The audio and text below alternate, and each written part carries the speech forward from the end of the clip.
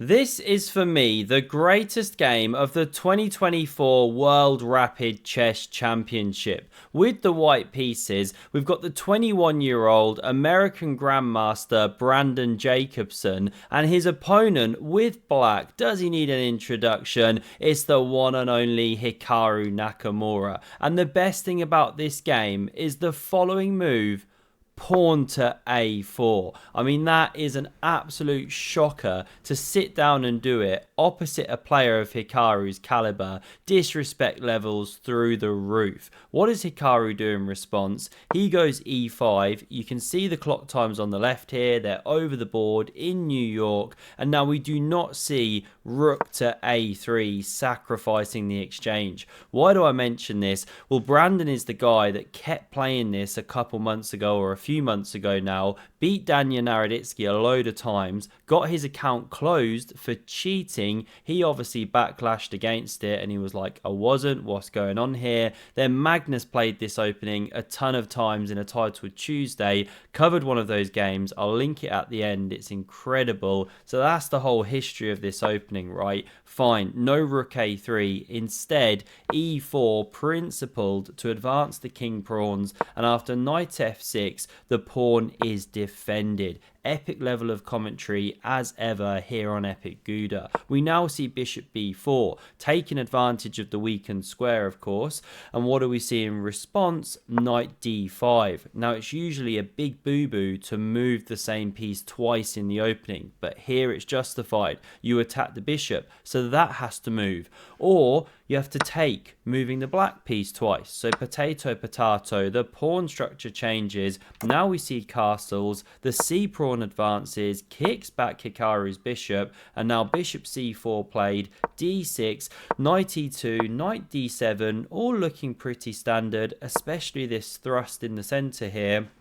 But Hikaru now plays the game in a really odd manner. You know, king h8, let's say, castles, and then f5 is screaming to be played. Surely everyone and his dog's going for that attack. But not done. We see instead the c pawn advancing here. Completely different structure. My phone's lighting up. Sorry, it's just the wife. We'll ignore that one. Now, of course, you can take unconventional, but we didn't see this one played. Instead, the king now castles. I was about to say the bishop drops back, but that does not happen. We now see the queen develop here, x-raying the white bishop, and I had this one in my head because it's the top engine move here, the number one way to go, but that wasn't selected. Instead, we see the capture of the pawn on c5. It allows Hikaru's knight to spring into the game, so his plan has worked out okay, but it is a really unusual way to handle things, and he just carries on now, tiptoeing a bit wrong,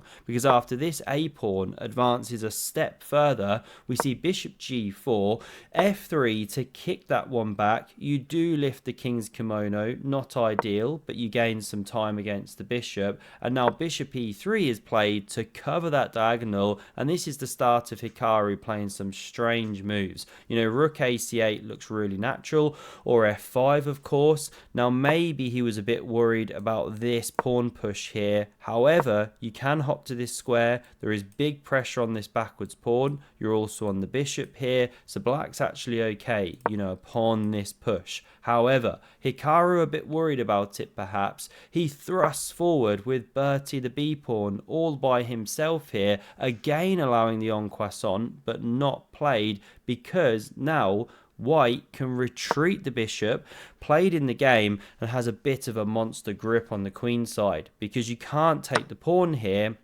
or you can run into b4, winning a piece, or you can even take d6, and not only are you hitting the bishop, but you're threatening discoveries on the queen, so everything's collapsing, right? Pawn untouchable. So rook ac8 is played, queen d2, still you can't take, same tactical problems, again f5 screaming to be played, but Hikaru goes rook fe8, and now b4 he can do anything else. We finally see the juicer juicing away, knight a4 is best, looks maybe a bit scary, like your knight's going to end up offside, excuse me.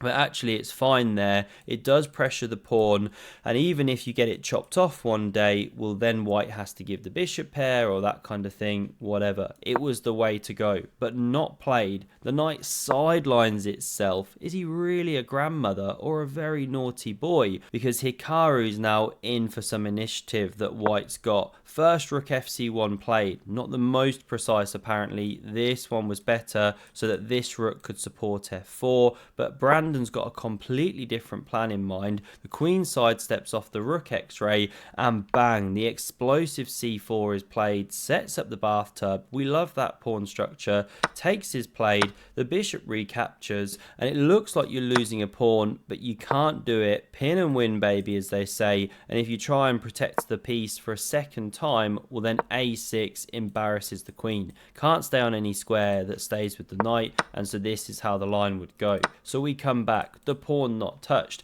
Instead, this knight hops back, looking to blockade. Now this pawn pushes one more square, the queen steps back, knight c3, re-entering the game, and it stops black from setting up this blockade. You know, if you do something like this, you can send everything into the blender, and then the a7 pawn falls at the end of the line. So this is not possible. Therefore, Hikaru thinks, what is the most stinky move I could possibly play here? Selects it, knight to a8. That is stinky, and I don't mean that kind of nice crumbly stinky cheese that you want to eat. I'm talking the stuff left on the side. Has it gone off? That's an ugly piece. Now we see knight e4, not the most precise, but still white holds the advantage. Upon f5, there's the swashbuckling knight to c5. Incredible lines, opening the check, blah, blah, blah. Amazing positions, so many options now for white. So f5 not played. Knight b6 blockades, the bishop drops back, and now you should change the rooks here. Does make some sense. When you're the side with less space, you generally want to exchange pieces. But Hikaru does this. Now we see the pawn push forth, and f5 finally played, but this time at this very moment, given the question mark, not the most precise. What was better? Again, chopping off the rooks apparently. Okay, this was second best. The knight now drops back. You might be thinking, mushrooms. Win a bishop pair, right? Get rid of the bishop pair. But then the pawns are rumbling. This is the problem once you relinquish this blockade, and that is very, very ugly. So we run back, no knight c4. Instead, the bishop comes to f6, hitting the long diagonal. Rook ab1 playable, but knight a4 selected instead. We see a pair of rooks leave the board finally. Queen recaptures, force, so the rook can stay with the knight. Rook c8, queen d2, and now a big shot is missed by Hikaru. He should take here. Why is it so important to do it in this order? Well, now when you go f4 and hit that bishop, where does it go? Dropping back to f2 is natural, right? But the game then goes on from here with the bishop bouncing round and setting up the blockade. Let's run that back, because we see instead the immediate bishop d8. What's the difference? Now the queen gets the f2 square, and you set up that big battery along the diagonal. And this time, if you go f4, well, you can liquidate everything, and again the pawn is running. This is the big problem with that structure. This is the subtle difference. Now Hikaru takes. This one recaptures, and no time for f4. You're crashing through on a7, which is why you have to play the ugly rook c7. Remember, no blockading or you chop everything off. A pawn runs. Therefore, rook c7. Things have gone wrong, because after rook b4 we now see f4, desperation. But there's an awesome move here, a thunderbolt. I'm sure you can guess it by this stage here. Absolutely love this game. What do we see played? Bishop takes on a7. Pooh, what a move. What a move. Hitting the queen. Of course, it's a sacrifice of a piece, which is taken by Hikaru, but this is the point. Bang, you get the foot soldiers rumbling down the board. The rook has to drop back, or you sacrifice a piece back. No good. Again, we see the advance of the pawn. Rook a7 played, and how tied up are the pieces. Queen c2 highlights it. This one doing an amazing job from afar. Black can hardly move. Moribund. g6 is played to support bishop f5, but bishop d3 rudely intercepts it. Hikaru activates his king. So does Brandon.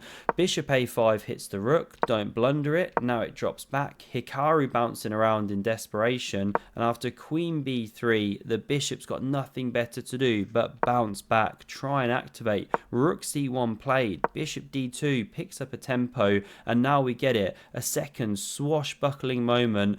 Rook c6, now that's a shocker. It's like listening to Hans Niemann challenge Magnus Carlsen for $1 million in an epic playoff chess match. Who knows if Magnus will take him up on it? What do we see played here? Well, not bishop takes on c6. You recapture with this lightning bolt check. When the king goes, then the queen invades and you can see the trouble. Even if you attack that queen, you can ignore it, you know, something like this and this. White's killing it because you still got 2 more pawns to cash in. Horrible position. So Hikaru tries this one immediately.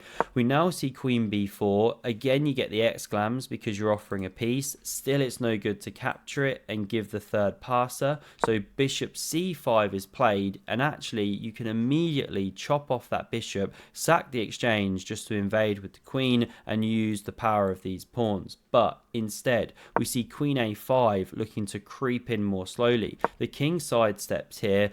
Now the queen invades. You're about to win an entire queen, and if you take, not played, then the rook recaptures, and you're threatening to make a queen, of course, right? So how to play against it? You got to do some kind of horrible sacrifice. Say you then stop it like this. Well, bishop b5 comes. You're winning an entire piece. It's just completely lost, of course. So we step back to this position. We didn't see takes.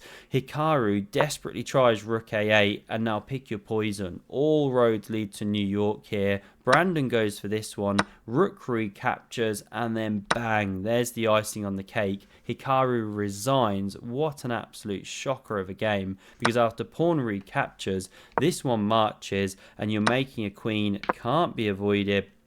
And that's just a completely won position, of course. You know, you do some kind of mop-up job, etc. We'll pause it here. The game is dead and lost. This, the final position. Hope you enjoyed, and have a look at the video on screen if you want to see another incredible game with a4, and this time rook a3, played by the GOAT himself. What a classic. Thanks a lot, and see you soon. Cheers.